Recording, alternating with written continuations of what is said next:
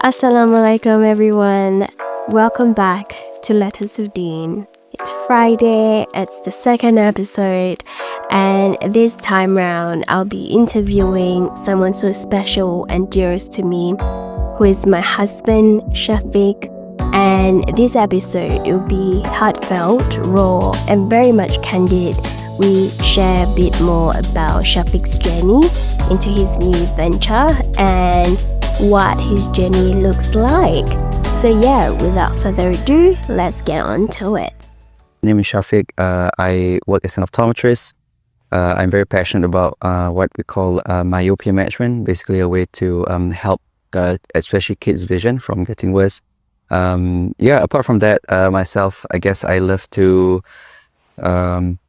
watching YouTube videos about entrepreneurship, and then also I'm an Apple fanboy, so I enjoy anything tech, Apple and all that stuff, So yeah, I think that's a good synopsis of what I am. And also, of course, not to forget to mention, I enjoy spending time with my wife, so. Stop. But that's good. But obviously today we're not talking about tech stuff or anything that you love, but it's something that you truly passionate about. I guess you still love this thing, and I just want you to share a little bit of that journey with us for us to hear. This year it's a really unique journey for both of us, but also for yourself. You took a leap of faith, something that you didn't want to do at first, but alhamdulillah, I feel Allah just bless you with the right time, the right people, the right opportunity. And if you guys want to know, Syafiq launched his clinic called Myopia Care Clinic early this year in March. And it was supposed to be launched sometime next year, but somewhat, it was March this year during the time of Ramadan that we got all this thing together, set up, and yeah, share a bit more about that journey and how it has been for you since. Yeah, so I think for myself, it was something that I never really thought that I would do this early on in my career in a way. I've always thought that I'm gonna spend a bit more time like work, and then maybe own like a franchise so I kind of understand how the whole optical industry work, and then maybe potentially get into doing my own clinic. But I guess for myself, it came at a timely time, if I can put it that way. I think it's all really planned, like Allah really planned everything really nicely for me. I think it came also like we initially moved from where we were to where we are now, just because to get close to where I am currently working at the moment. But what happened was that once we moved here, this was maybe sometime in February this year. Yeah, in January, February this year, suddenly the opportunity came to me. Like I had two different individuals. So context-wise, Yeah. we were from south the river of Perth.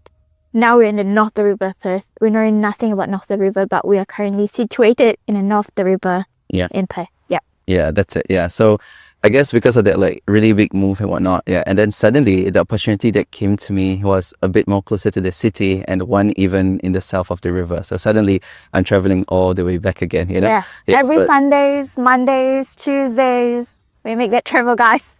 Yeah, so at the moment, like I'm running my clinic called the Myopia Care Clinic for 3 days a week, and then on top of that, I still work part-time 3 days a week, you see.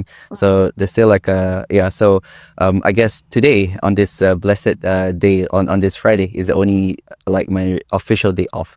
Yeah, so I guess the journey has been something unexpected for me, really, from wanting to maybe do something next year to now starting it this year. And you are right, it was really unexpected. It literally, our first day, I still remember the very first day in the clinic, it was during the month of Ramadan. On top of that also, I was actually not feeling the best on that particular day. I was actually feeling a bit under the weather, but I guess that's some of the challenges that do come when you have your own business, that you always have challenges along the way, but know that these challenges is not something that's meant to hold you back.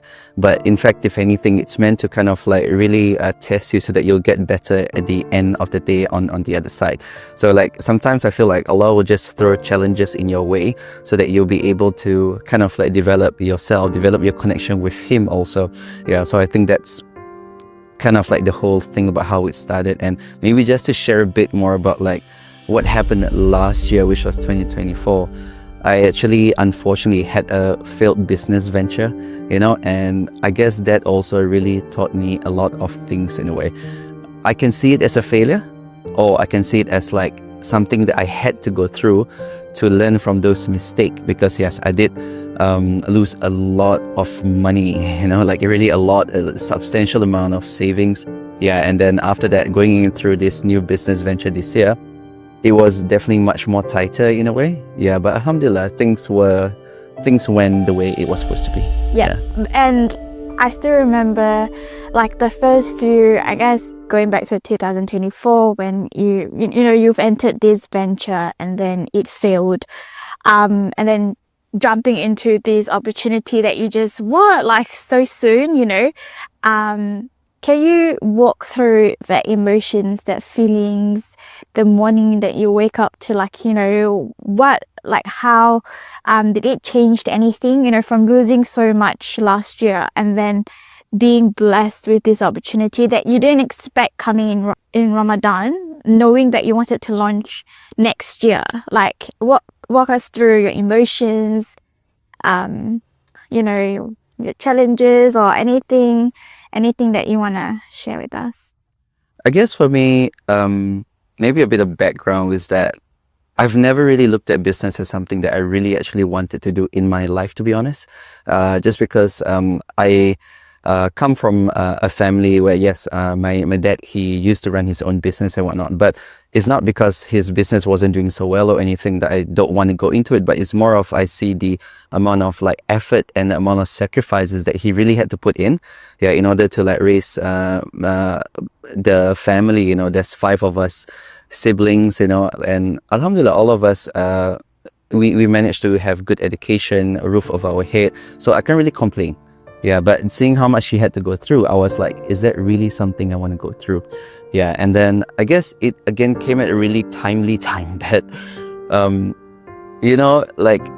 I think like Allah really works in many ways that we as human, we can't really comprehend it. Like for some reason, my algorithm keep on coming out with like entrepreneurship kind of like content in a way for years, for I think like since maybe 2021, 2020, so, and now we're in 2025. So imagine I had to see so much content for such a long time before I really got that much confidence in a way. Yeah. And then I think it's a combination of also because for yourself. So for yourself, like you have always been very pro doing business. And for yourself, I know that you come from a family where you have seen how people successfully do businesses, so that's not to like a huge scale, and that's something that I have not really seen that before in a way.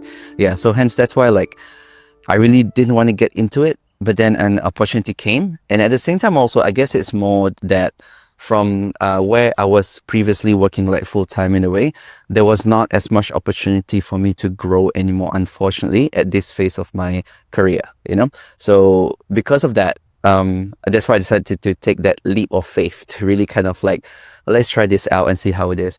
And it's true, like the previous year, I just lost so much money. I wasn't sure if this was going to be a good venture for me, but alhamdulillah, it's like Allah make it such that the 2 partners that I'm working with at the moment for my clinic, they're really kind, they're really generous, they're really like, hey, don't worry about like rent just yet and all this kind of things. They really want me to grow my business first before really investing into anything else in a way. So I guess it's just right opportunity, right time, right people, and it's something that I could not have planned. It's like really, it has been laid out for me in a way. Because also, when you say about these 2 partners, I still remember you don't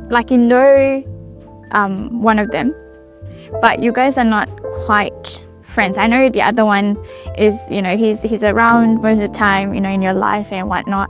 But the other partner that, you're referring to, which they have 2 partners, you don't really see him as often and things like that. It's only when you attended this conference, right, that he presented the opportunity for you as well. Like can Can you share that a bit more? Yeah, so it was actually so we call it like a CPD event. So it's like a professional development night where I attended, and he was one of the speakers at that event. So after the event, I just reached out to him because I actually did kind of like follow him on like LinkedIn, and I saw, oh, okay, so he's doing this. So I was quite curious about it. So I actually just said hi to him, and then while I was talking to him, then that's where he presented with me that opportunity, Yeah, so it's really unexpected. Again, it's something that I could not have known that it was going to happen.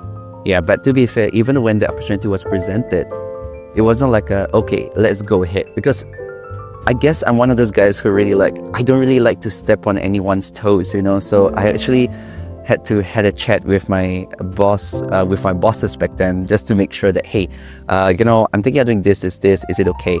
So they even had to go up and to check with the legal department of the multinational corporation that I was working with, So it's a really big company in a way. So so they had to make sure that there's not going to be any conflict of interest and all this kind of things, and so I guess that's just me as a person. I don't really want to step on anyone's toes and whatnot, and I really want to do it right from the get-go. I don't really want to hide behind anyone, because I guess as Muslims, one thing is that we have always been advised to always be transparent, to not kind of try to do things in a dodgy way. Let's just put it that way. So I guess you need to be kind of put it out there. This is what you're doing, just so that they don't kind of assume that you're I'm trying to do something behind their back in a way. Yeah, because that's the last thing that I want to do, try to hide behind something that. And then if I had gone through it that way anyway, it would have been much harder for me to be more open about what I'm doing also. And again, I'm one of those guys, I just don't like bad blood. I just don't like awkwardness. Yeah, I just don't like any of those things. It's seen as a pro and a con in a way. But I guess in terms of the opportunity, again, presenting itself at a time where I guess it just presented at the right time, if I can put it that way. I think the opportunity itself was presented sometime in January, I think, and then I started the clinic in March, so definitely there was a bit of time to think and process everything, I think that's the timeline for it. But again, it's really interesting. So again, I mean, as a wife, looking into your journey starting Myopia Care Clinic has been such definitely a perspective change, things that I enjoy witnessing, how Allah just blessed you from the get-go, the opportunity, the right people, the right time, and throughout this whole journey as well. It's not an easy feat. I see you waking up early in the morning trying to make things work, because you don't have an idea we have some sort of understanding of how business run, but it's more of a theory, because we listen to podcasts, we enjoy, we look up to people like Alex Hormozi, Stephen Bartlett, and all those big entrepreneurs, successful entrepreneurs, but they are successful entrepreneurs, and we're just what, like a startup. So having to witness you go through your early mornings, your late nights, and the things that we go through together as well, building and growing Myopia Care Clinic,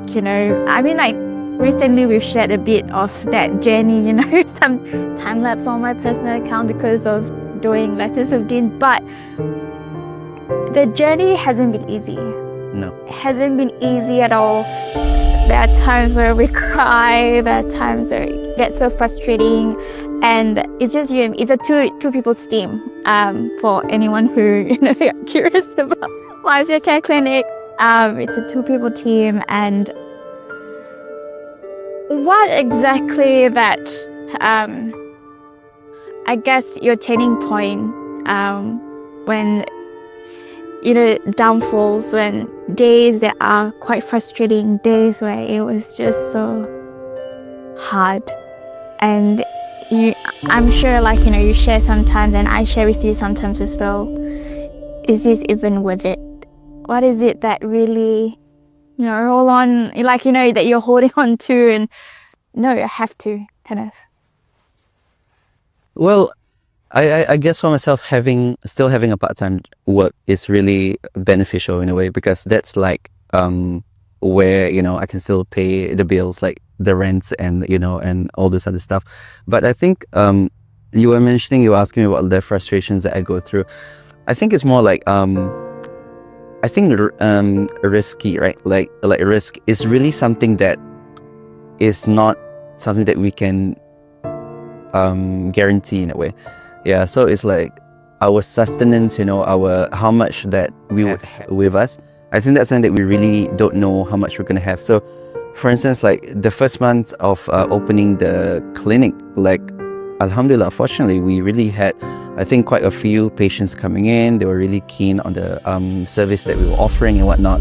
And then so we were like, oh, okay, so maybe this can work much quicker than we thought, And then so I think the first month we had something almost like maybe 8 patients who signed up for the service.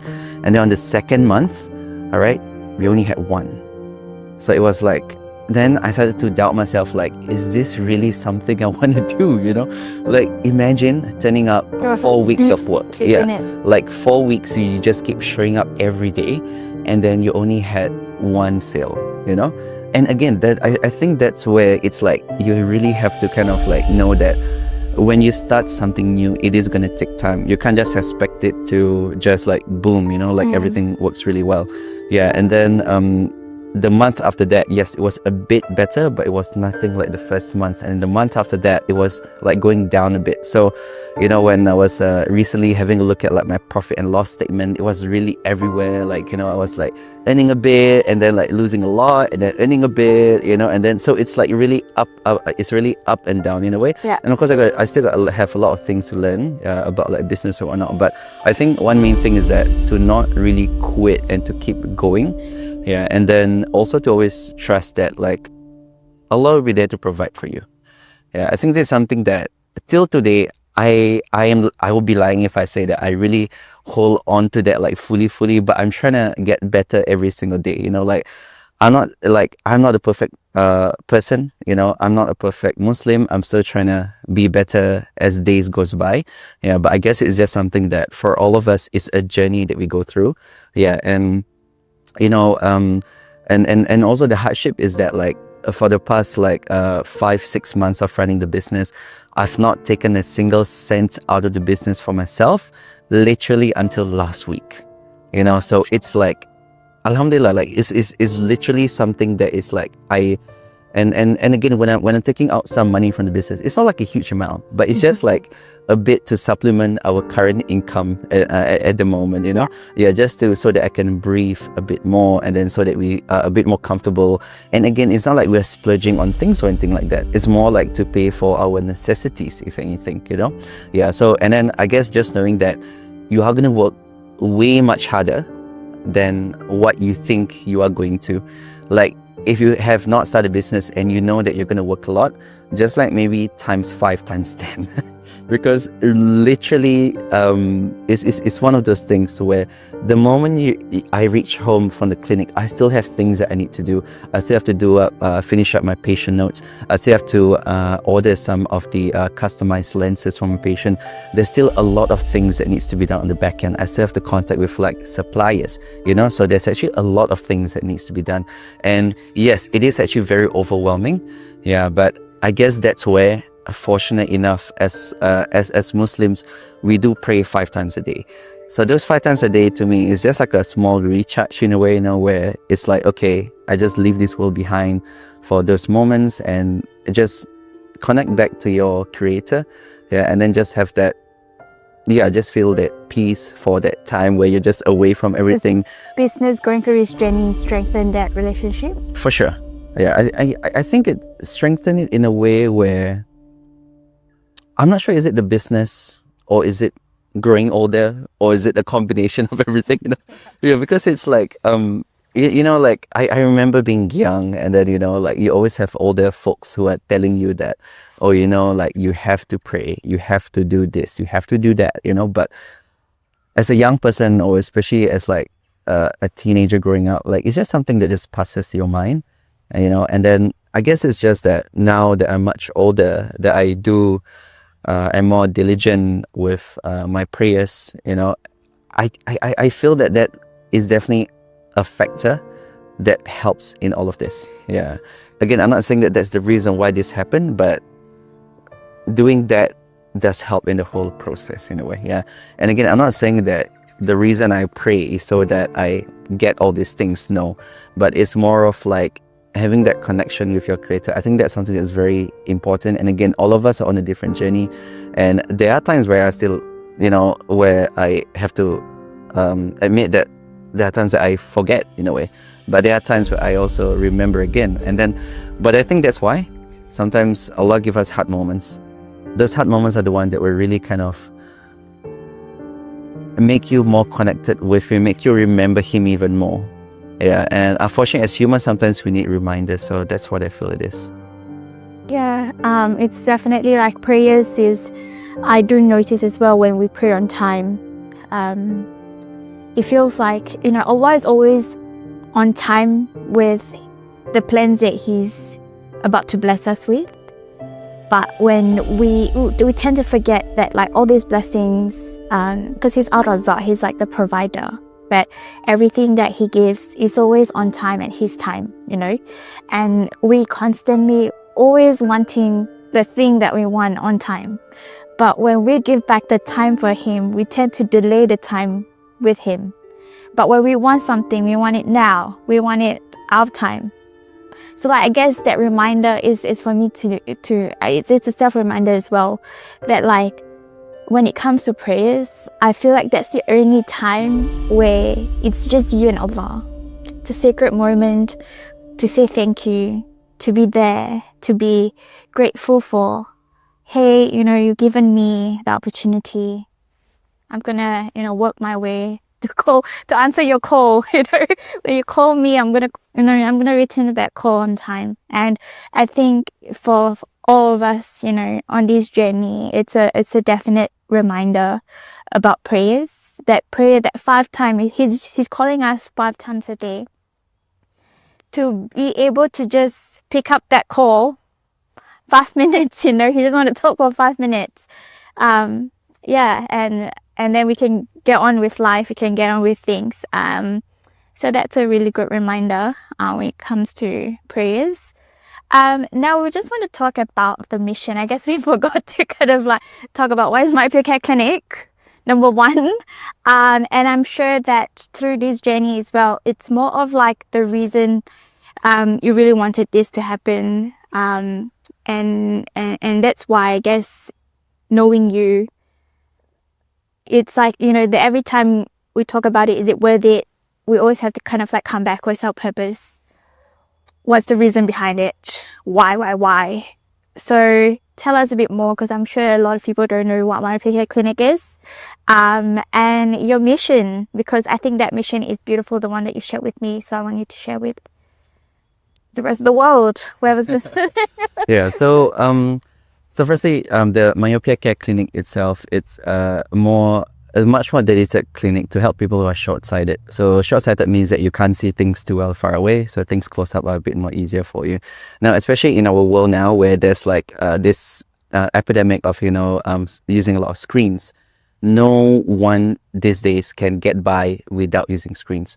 The more screen we use, the more we strain our eyes, and that's why generally our eyes do get worse. So that's why like being here in this park, being outdoors is actually really good, because it helps our eyes to like relax a bit more, So yeah. So but I guess the main thing for me, one reason is that we know that there's a statistics which does show that like by the year 2050, half of the world is going to be short-sighted.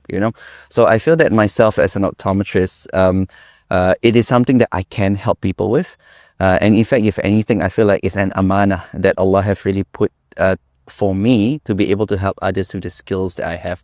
Sometimes when it's really beautiful. Yeah, thank you. Like sometimes I get these questions from some of my patients. They just randomly ask like, "Oh, do you love your work?" Now a lot of people when they get that question, they're like, "Oh, they might answer in a different way." But how I always answer it, and it's really a genuine answer, I will tell people, "Yes, I love what I do." And then like sometimes they'll ask me how I get started with everything, and I always share this moment where I was second year in optometry school back when I was doing my optometry study in Singapore, and we got this opportunity to go over to India. And when we were there, we just help out those people in the village areas. So you're not going to like the rich area there, you're going to really like those like slums even, Yeah, so yes, I have used one of those slums toilet and whatnot, and it's okay, yeah, let's just not get into it for now. But I remember at one of the stops that we had, there was this lady. She was a pretty old lady, maybe in her 60s or 70s even, and she couldn't really see too well in a way. I tested her eyes and whatnot, and then I gave her a pair of glasses, right? Because we had donation glasses from Singapore, so we brought some over. I remember the moment like I put the glasses on her. You can tell from her expression that she can see clearly. And then she literally held my hand and said thank you in her language. Okay, back then I remember what thank you was in the Tamil language. Now I don't. But Was it Nandri? No, that's Hindi.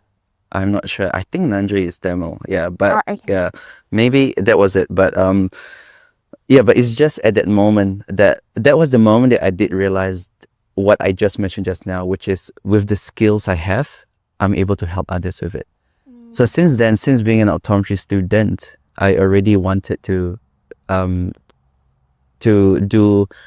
to just use the skills that I Like, have it's to already be an able to help inner people. passion. Yeah, been- that's right. been Yeah, so within. I guess I was lucky because not a lot of people can really say that they really love what they do.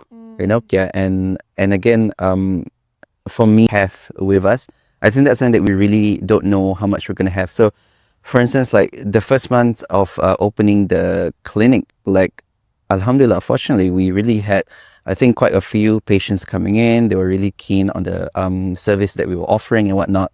And then so we were like, oh, okay, so maybe this can work much quicker than we thought, you know? And then so I think the first month we had something almost like maybe 8 patients who signed up for the service. And then on the second month, all right, we only had 1. So it was like, then I started to doubt myself, like, is this really something I want to do, you know?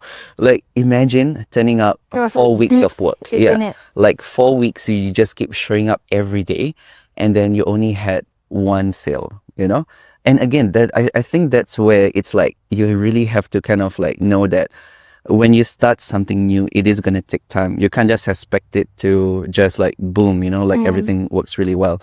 Yeah. And then the month after that, yes, it was a bit better, but it was nothing like the first month. And the month after that, it was like going down a bit. So, you know, when I was recently having a look at like my profit and loss statement, it was really everywhere. Like, you know, I was like earning a bit and then like losing a lot and then earning a bit, you know, and then so it's like really it's really up and down in a way. Yeah. And of course, I still have a lot of things to learn about like business or whatnot. But I think one main thing is that to not really quit and to keep going.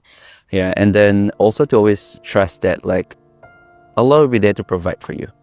Yeah, I think there's something that till today I will be lying if I say that I really hold on to that like fully, but I'm trying to get better every single day. You know, like I'm not a perfect person. You know, I'm not a perfect Muslim. I'm still trying to be better as days goes by. Yeah, but I'm doing all of this. You know, at the end of the day, is to please our Creator, Allah. Yeah, so just to be able to tell Him, you know, on the day when I go back and see Him that, you know, I have helped in the capacities that I can. Yeah, in whatever ways that I can, with the skills that you have gifted me, with the knowledge that you have bestowed upon me. I think these are all really important things that we shouldn't kind of like take for granted for.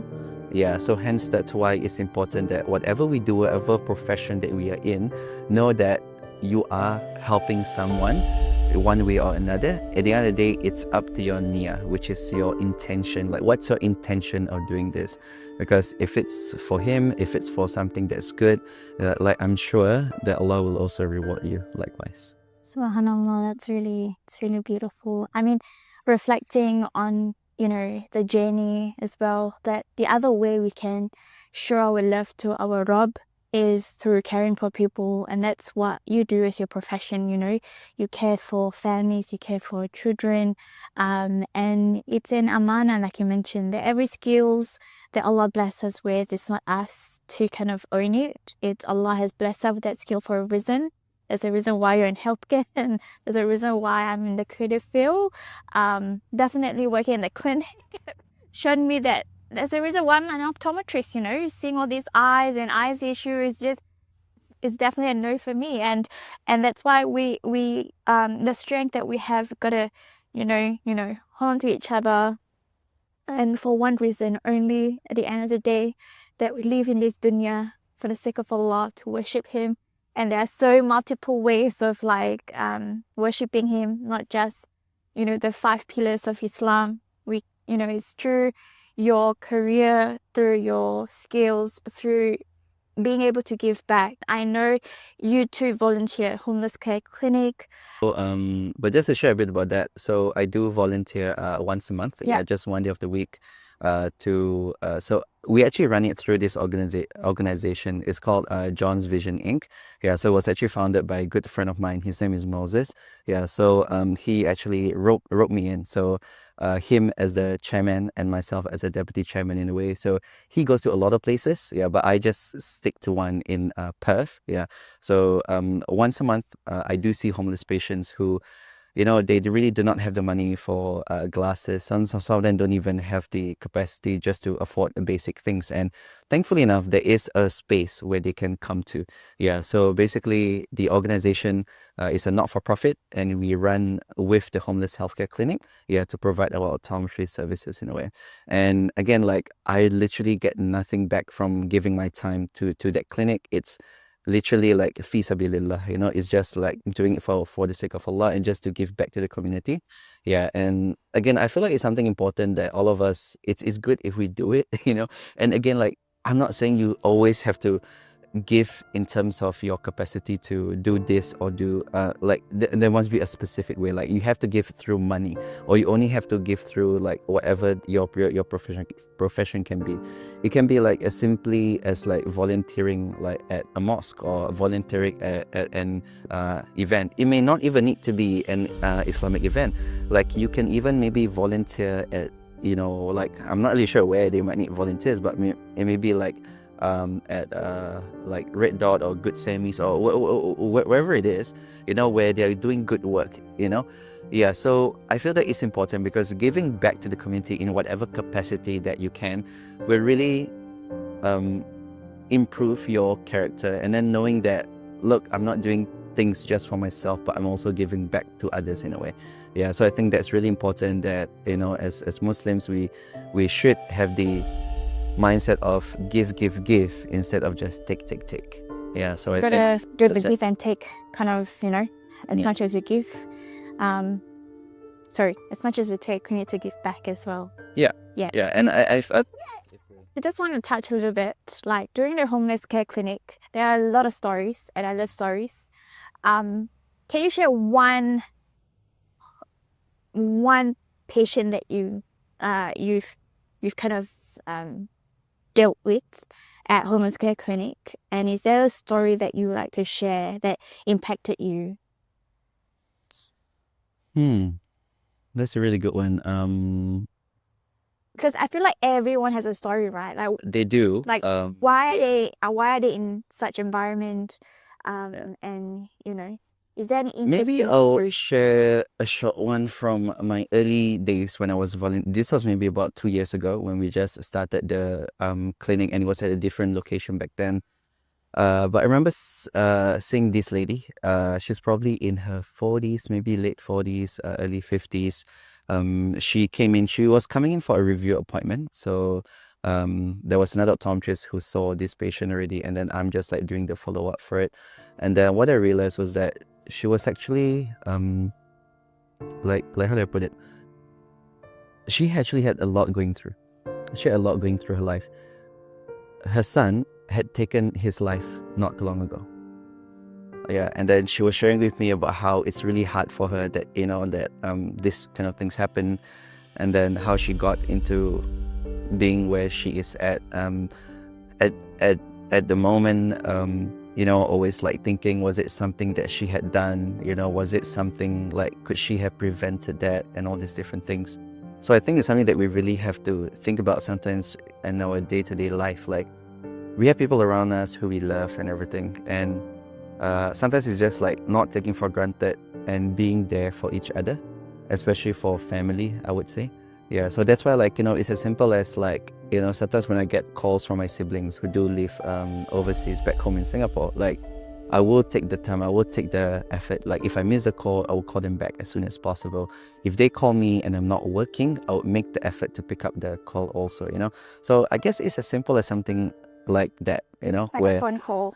like a phone call, yeah, you know. And then I guess it goes both ways also, yeah, like about myself. This is actually a good reminder for me at this point of time to also keep in contact with my family back home, you know. Yeah, so because at the end of the day, it's not just about us, it's not just about we, it's not just about, you know, us as individuals, but it's about our relationship with our creator, but also about our relationship with our family, our friends.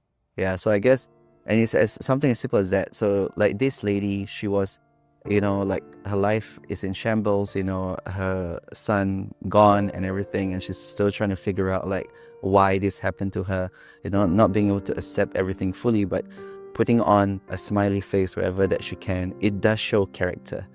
Yeah, so how do we then, you know, like when I saw that, it just kind of remind me of these things, that not to take things for granted in a way. Yeah, and of course there's like many stories along the way that I have heard and whatnot, but I realized that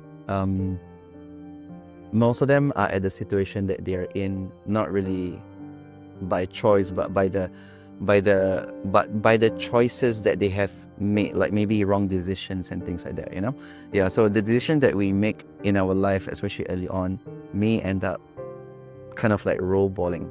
Yeah, so we must make sure that as much as possible we always ask for hidayah from Allah. We always remember Him. Yeah, we always, yeah, that guidance that we get from Him, because anytime our life can be taken away, and what if we are taken away at a time where we are astray, you know. So I think that's why it's very strong that when in every day when we are praying, like every single prayer, we always recite ihdina siratal mustaqim, which is like guide us to that straight path, because we never know when we're not going to be on that straight path, and our ending is so important, you know, and hence that's why yeah, prayers is just really important in life. Yeah, mashallah, that's really beautiful, and there's a lot of takeaways you can take from today's sharing and our conversations that we've had, and their journey has been, you know, such a beautiful sight to see, you know, being a wife, going through your businesses and yourself as a person, you know, because at the end of the day, you know, although we are a unit, you know, husband and wife, we are still an individual, walking on this path, on this shared path, constantly building and growing and improving ourselves for the sake of Allah. And I guess that's the beauty of our deen, that like how many times to fall, Allah is always there to pick us up. He's always there to tell us, you know, you got this, go on, you know, you've got me. And I think just listening to all your stories and you know, the keywords that I remembered was amana, that our skills, the things that we have, the things that we own, the things that Allah bless us with is literally from Him.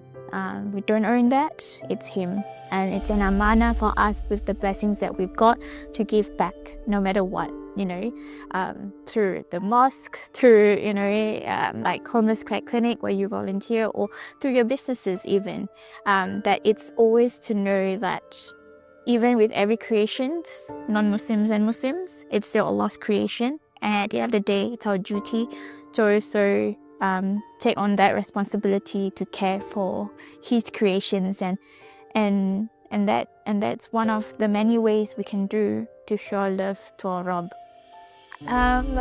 Yeah, so that's episode 2 of Letters of Deen. Let me know what do you think about this episode. If you want me to interview more of entrepreneurs in Perth, because I've got a list of, you know, entrepreneurs that I would like to interview, do let me know, and do comment below. Is there you know, part of the journey that you can relate, that you can resonate with? And yeah, I would like to, you know, chat with you guys in the comment section below. And if you have a story, please DM us, share, or email us at lettersofdeen@gmail.com. Until then, it's a project by House of Deen, a heartfelt project like House of Deen, as you can see from what we're wearing today. And till next time, in your ears, another story, another letter. Bye. Assalamualaikum. Bye.